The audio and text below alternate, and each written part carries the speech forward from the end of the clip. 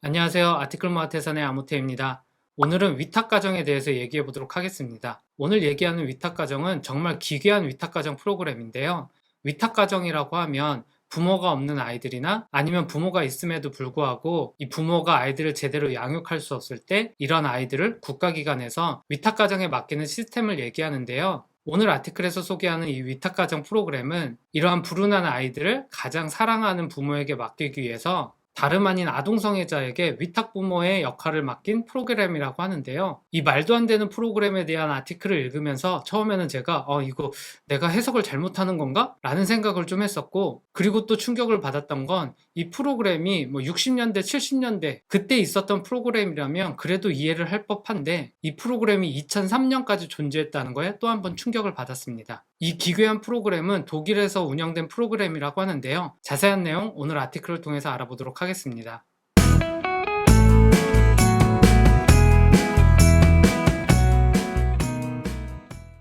앞에 인트로에서 말씀드렸던 이러한 아이들을 아동성애자 부모에게 위탁을 맡기는 프로그램을 추진한 사람은 독일의 유명한 심리학자인 헬무트 켄틀러라는 사람이라고 하는데요. 여기서 앞에서 말씀드린 것보다 더 기괴한 건 이런 프로그램이 한 정신나간 심리학자가 남들 눈을 피해서 미친 실험을 한 게 아니라 이 실험에 대해서 어떻게 운영을 하겠다는 계획까지 독일 의회에 소개해서 정식으로 승인받은 프로그램이었다고 합니다. 그래서 이 프로그램을 시작할 때도 독일 의회의 승인을 얻었고, 이 프로그램의 진행 사항을 다시 의회에 보고할 때도 이 켄틀러 박사는 이 프로그램이 아주 성공적으로 진행되고 있다고 보고했다고 합니다.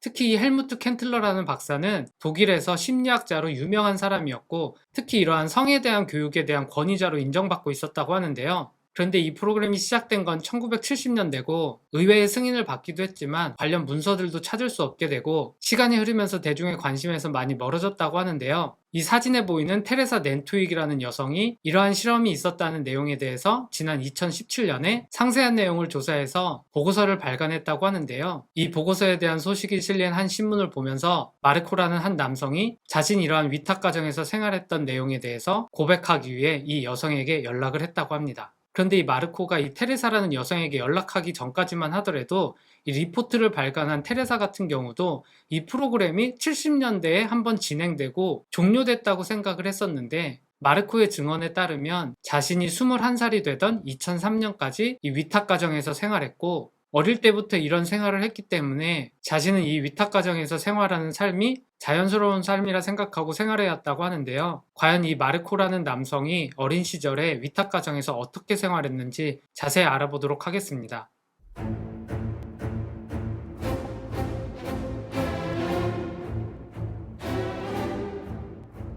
이 마르코라는 남성이 위탁가정에 맡겨지게 된 건 지난 1988년 마르코가 5살이었을 때라고 하고요. 당시 마르코는 길거리에서 놀다가 지나가는 차에 치였다고 합니다. 크게 부상은 당하지 않았는데 관계기관에서 조사해보니 어머니는 가판대에서 일을 하면서 마르코와 마르코의 형제는 그냥 방치된 채로 지내고 있는 걸 보고 관계기관에서는 마르코를 위탁가정에 맡기기로 결정을 했다고 합니다. 그렇게 해서 만난 위탁가정의 위탁부모는 프리츠 henkel이라는 남성인데요. 이 남자 같은 경우는 이미 1973년부터 위탁가정의 위탁부모 역할을 해왔다고 하고요. 마르코가 이 남성이 받은 8번째 위탁 아동이었다고 합니다. 그리고 그 이후에도 2명의 아동을 더 받아서 이 남성이 1973년부터 2003년까지 위탁한 아동의 수는 총 10명이라고 하고요. 그리고 예상했겠지만 이 남성은 아동성애자입니다.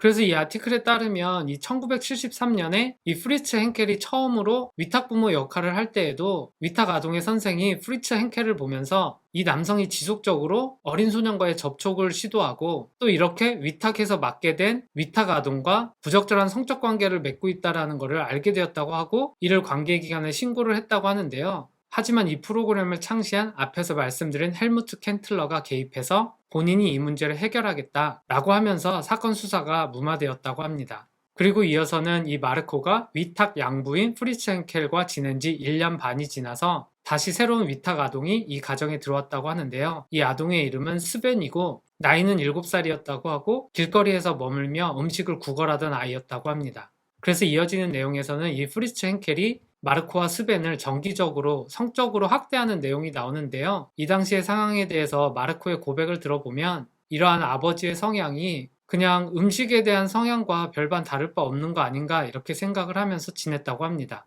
하지만 이렇게 생각하고 이게 정상적인 거다라고 생각을 하고 있어도 사실 본능적으로 좀 이상하다는 걸 느낄 수밖에 없겠죠. 그래서 이 마르코와 스벤은 이러한 생활을 하면서도 이 아버지와 있었던 관계에 대해서는 서로 한마디도 대화를 나누지 않았다고 합니다. 그리고 이런 삶을 마르코가 5살인 시절부터 겪었기 때문에 심리적으로 분명히 문제가 있을 것 같은데요. 그래서 마르코 같은 경우는 밤에 자면서 잠자리에 소변을 누는 경우도 많이 있었고 학교에서도 제대로 집중하지 못하는 모습을 보였다고 하는데요. 이에 대해서 양부인 프리츠 hen켈은 마르코가 마치 모든 거에 아무 의미가 없다라는 것을 말하는 것처럼 보였다라고 서술하고 있고요. 하지만 이 프로그램을 주도하는 헬무트 켄틀러 박사는 관계 기간에 마르코가 이러한 불안한 증세를 보이는 게 다름 아닌 그녀의 친모가 계속적으로 접촉을 해오기 때문이다 라고 경고했다고 합니다. 그리고 급기야는 마르코의 이런 상황이 호전되지 않으니 심리치료를 받기도 했다고 하는데요. 하지만 이런 심리치료를 받는 장소에 양부인 프리츠 henkel이 늘 같이 있었고 그래서 이 심리치료사의 얘기에 따르면 이 심리치료를 받는 마르코가 뭔가 지시한 대로 행동하는 것 같다라는 느낌을 받았다고 합니다. 그리고 이어지는 내용에서는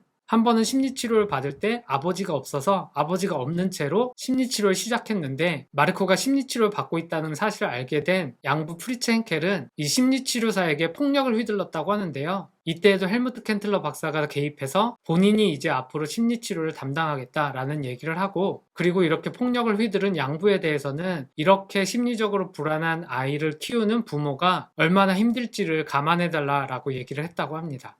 그리고 도리어 이 프리츠 henkel에게 관계기간이 주어야 될 건 신뢰와 보호다라고 주장을 했다고 합니다. 그리고 또 이어지는 내용에서는 마르코가 학교에서도 이상한 행동을 하고 침을 뱉고 의자를 뒤엎고 이러면 부모가 그런 일을 하지 않도록 해야 될 텐데 이 양부인 프리츠 henkel은 마르코가 이럴 때마다 컴퓨터 게임을 할 수 있게 한다든지 이런 식으로 보상을 해서 점점점 마르코가 삐뚤어져 갈 수 있도록 교묘하게 가이드를 했다고 합니다.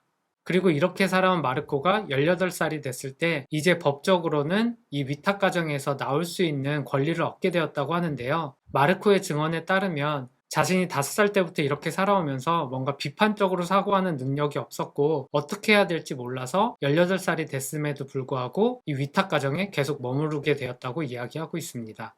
그런데 다시 앞으로 돌아가서 생각해보면 이렇게 기괴한 프로그램을 만들어낸 헬무트 켄틀러라는 박사는 도대체 어떤 사람이었기에 이런 시스템을 만들어냈는지 정말 궁금한데요. 무엇보다도 이 헬무트 켄틀러의 성장 과정에 대해서 한번 알아보도록 하겠습니다.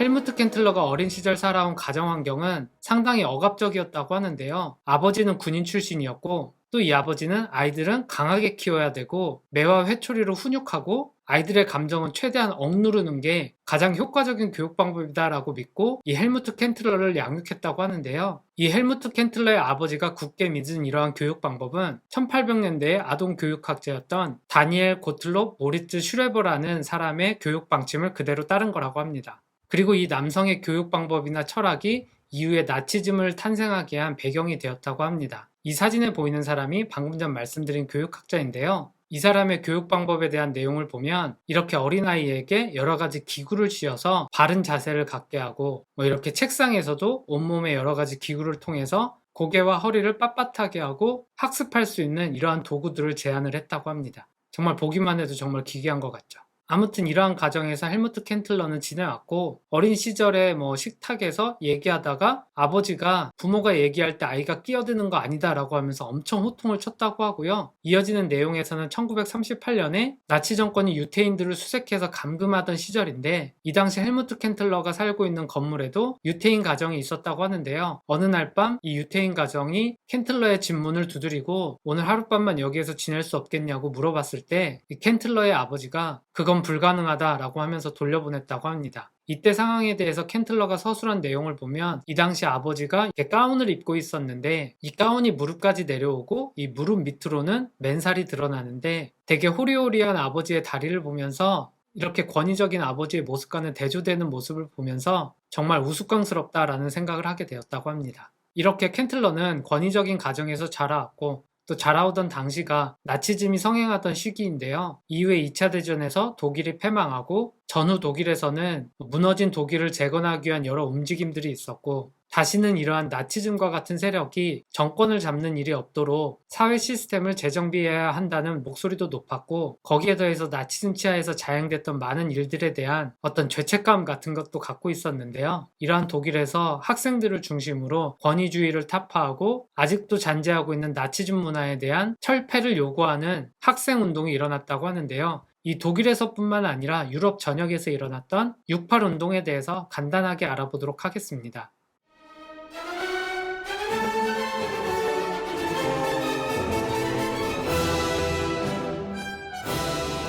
제가 사실 세계사나 역사나 이런 부분 잘 몰라서 68 운동에 대해서도 자세하게는 모르고요. 아주 간단하게만 말씀드리면 이 68 운동은 권위주의 타파의 목소리가 높았던 운동이었습니다. 그래서 특히 독일 같은 경우는 다시는 나치즘과 같은 정권이 독일에서 권력을 잡는 일이 발생하지 않기 위해서 여러 가지 사회개혁을 주장했다고 하는데요. 그러한 다양한 주장 중에 하나가 바로 이 성에 대한 해방이었다고 합니다. 그러니까 사람의 기본적인 욕구인 성에 대한 억압이 시작되면 그 억압이 결국 잘못된 곳으로 흘러가면서 나치즘과 같은 이상한 형태로 분출되는 경우가 있으니 성적으로 억압하는 기존의 룰들을 타파해야 된다라는 목소리가 높았다고 하는데요. 그래서 대표적으로 나치즘에서 억압하던 여성의 출산에 대한 권리라든지 아니면 동성애에 대해서 수십만 명을 처단하던 이러한 나치즘의 문화에 반발해서 여성의 출산에 대한 권리도 더욱 강화하고, 그리고 동성애 같은 경우도 기존에는 범죄 행위로 취급했는데 이에 대한 철폐를 요구하는 목소리가 높았다고 합니다.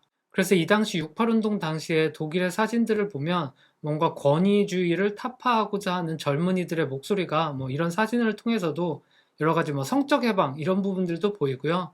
여러 가지 권위주의를 타파하는 운동들이 일어났다고 합니다. 그래서 이러한 68 운동의 혁명의 가치가 교육 시스템에서도 동일하게 적용이 되는데요. 이러한 교육 시스템의 가장 큰 핵심은 다시는 나치즘과 같은 세대가 생겨나지 않도록 하는 게 가장 큰 목표였다고 하고요. 그래서 독일에서는 이전과는 다른 세대를 만들겠다는 목표 아래서 이 당시 아이들이 낮 시간 동안 머무르고 교육을 받는 타가소, 놀이방 이런 데에서는 아이들이 모두 발가벗은 상태로 상대의 몸을 자유롭게 보는 프로그램도 있었다고 하고요.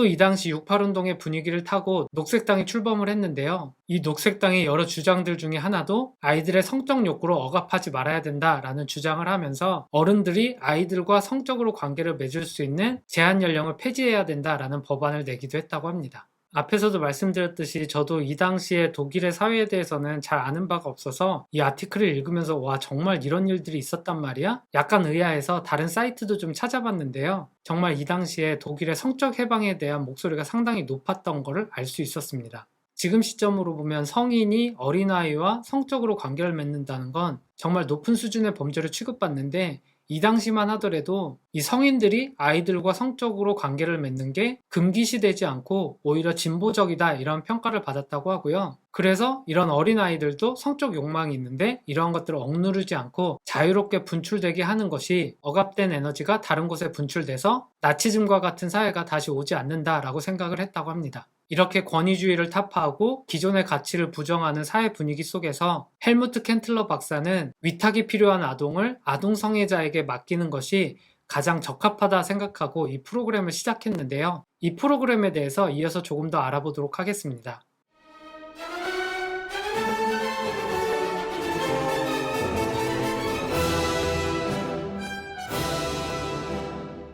그래서 이어지는 내용에서는 이 헬무트 켄틀러 박사가 이런 프로그램을 하게 된 많은 배경에 대해서 이야기하고 있는데, 앞에서 얘기한 부분과 많이 겹쳐서 간략하게만 설명하면 이 모든 프로그램을 진행하는 배경에는 성적인 에너지가 자유롭게 흐르는 시스템이 가장 중요한 요소다라는 생각을 가지고 있었고, 아이들 또한 이러한 욕구를 가진 것에 대해서 부끄러워하지 말아야 된다라는 생각을 갖고 있었다고 합니다. 그리고 이러한 사회 시스템을 만들게 되면 더 이상 아우슈비츠 수용소가 만들어지는 것 같은 사회는 오지 않을 거다라는 확신을 가지고 이 프로그램을 추진했다고 합니다. 그래서 이어지는 내용에서는 이 헬무트 켄틀러 박사가 이렇게 아동 성애자에게 아이들을 위탁하는 시스템에 대해서 독일 의회에 가서 승인을 받고 또 지속적으로 동성애에 대해서는 합법화해야 된다라는 주장을 하는 내용이 나오는데요. 이 당시 의회에서도 이런 프로그램을 승인했던 이유는 다른 무엇보다도 이런 프로그램이 나치즘이 갖고 있는 철학에 반대되는 입장이다라는 데에서 거의 무조건적으로 승인하는 모습을 보였다고 하고요. 또 다른 한 측면에서는 이렇게 아동 성애자에게 위탁되는 아동들이 이미 사회에서는 버려진 아동들이기 때문에 크게 이슈를 생각하지 않았다고 얘기하고 있습니다. 그리고 이어지는 내용에서는 이 켄틀러 박사도 동성애자고 소아성애자였는데 본인도 위탁 가정을 운영하면서 아이들 3명을 키웠다고 하고요. 물론 이 켄틀러 박사도 이 아이들과 부적절한 성적인 관계를 계속 맺어왔다고 합니다. 그리고 켄틀러 박사가 위탁해서 양육하는 아이들도 이렇게 켄틀러 박사의 위탁하에서 생활하는 것에 대해서 만족했다고 하고, 이러한 생활을 통해서 더욱 아늑하고 편안한 가정 환경들, 이런 부분들을 포기하기보다는 켄틀러 박사와의 관계를 지속하는 걸 선호했다고 합니다. 그리고 켄틀러 박사는 이러한 자신의 삶에 대해서 전혀 부끄러워하지 않고 오히려 주변인들한테 자랑했다고 하는데요. 켄틀러 박사가 57살일 때 자신이 이렇게 젊게 생활할 수 있는 건 자신의 26살 된 아들과 아주 만족스러운 사랑하는 관계를 맺고 있기 때문이다 라고 얘기를 했다고 하고요. 그리고 많은 경우에 있어서 이러한 소아성애자가 아이들을 치유하는 후원자에 가깝다 라고 주장을 여러 번 했다고 합니다. 그리고 이러한 관계를 통해서 아이들이 상처받는 거에 대해서는 전혀 걱정하지 않아도 되는데, 적어도 이러한 관계가 아이들과 상호 동의하에 이루어지는 관계라면 전혀 문제가 없다라고 주장을 했다고 하고요. 하지만 이러한 켄틀러 박사도 자신의 생각이 조금 잘못됐다라는 걸 깨닫게 되는데요. 다름이 아닌 자기와 행복한 관계를 맺고 있다고 생각했던 26살짜리 아들이 자살하는 사건을 통해서 이 켄틀러 박사도 엄청난 충격을 받았다고 합니다. 그리고 이렇게 아들의 자살 이후에 자신의 생각과는 다른 주장을 펼치는 학자의 책도 읽으면서 자신의 문제점을 발견했다고 하는데요. 이 켄틀러 박사와 다른 주장을 하는 심리학자의 주장에 따르면 성인과 아이의 성적인 관계는 대칭일 수 없고 항상 비대칭적인 관계일 수밖에 없고, 그리고 성인이 아동을 착취하고 파괴하는 행동이다라고 주장을 했다고 하는데요. 켄틀러 박사는 이 책을 읽기 전까지는 이러한 내용에 대해서 전혀 생각을 해보지 못하고 이 책을 뒤늦게 읽은 걸 후회했다고 얘기하고 있고, 그리고 또 이 책에서는 어린아이 같은 경우는 기본적으로 비판적인 사고를 할 수 없기 때문에 이런 상황 하에서 저항도 제대로 하지 못하고 자신이 무엇을 원하는지도 제대로 파악하지 못하고 결국은 자신을 억압하는 사람의 니즈가 본인이 원하는 거다 생각하는 경우가 많다, 이런 내용도 담겨 있는데요. 이러한 당연한 내용을 켄틀러 박사는 몰랐다고 하고 뒤늦게야 이러한 내용들을 접하고 안타까워했지만 결국 자신의 책임은 일부만 있을 뿐 이 아들의 자살의 책임은 이 아들의 친모가 어릴 때부터 성적으로 학대한 것 때문에 이런 거다라고 주장을 했다고 합니다. 아무튼 이렇게 켄틀러 박사의 프로그램이 세상에 널리 알려지게 되면서 이 프로그램의 폐해에 대해서 상세하게 알리는 역할을 한 마르코와 스벤은 정부를 상대로 소송을 하게 되는데요. 그 결과에 대해서 마지막으로 알아보도록 하겠습니다.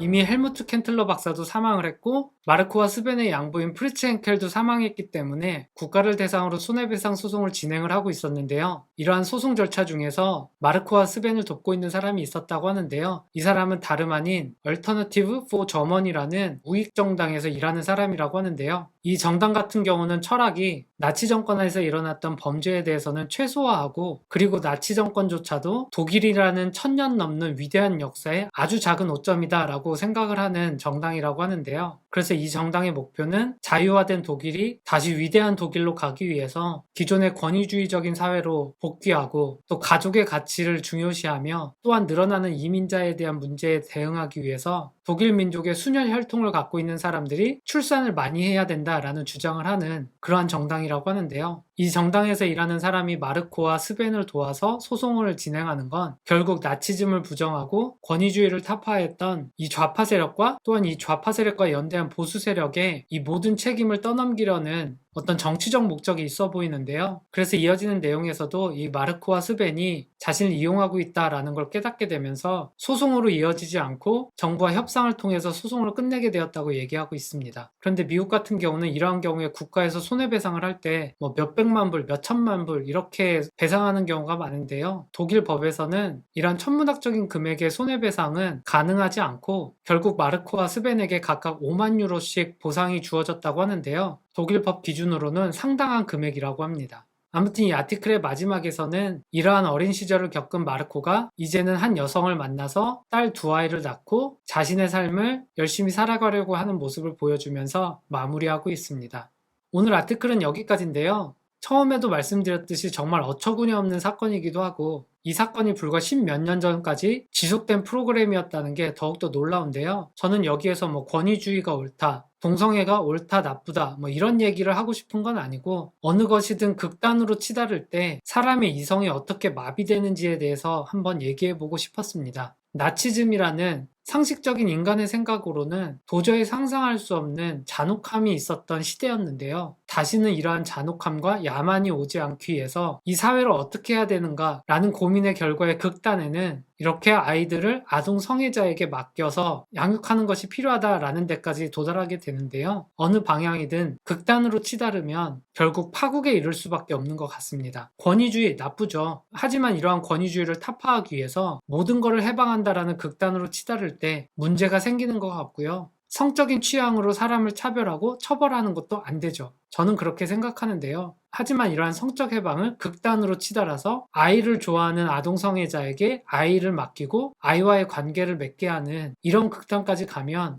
그 자체가 또한 야만인 것 같습니다. 오늘도 이 아티클을 선택하면서 정말 어려운 주제 골랐다 생각했는데요. 그래도 뭐 이런 어려운 아티클 계속 고르다 보면 뭐 저도 전달하는 스킬도 늘고 이 아티클에 담긴 모든 내용을 전달할 수는 없지만 그래도 의미 있는 중요한 내용은 이 영상을 보시는 분들께 소개할 수 있으니 그 자체로 의미가 있다고 생각이 됩니다. 오늘도 이 무거운 주제 끝까지 들어주셔서 감사하고요. 오늘 영상은 여기에서 끝내고 다음번에 좋은 아티클로 또 만나겠습니다. 감사합니다.